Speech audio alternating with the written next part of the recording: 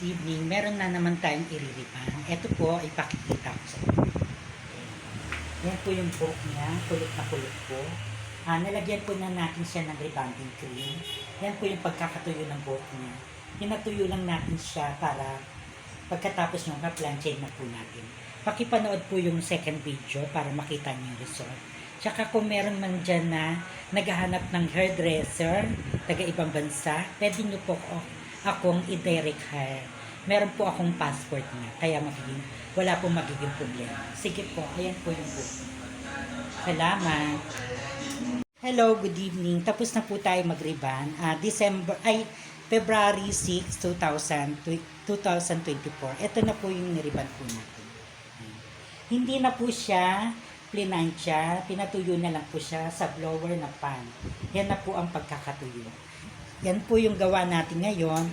Yung naghahanap ng hairdresser dyan sa ibang bansa, baka i-hire nyo ako direct. Ito po yung FB ko at meron din po akong passport. Ito po yung gawa ko. Ayan. Sige po, salamat.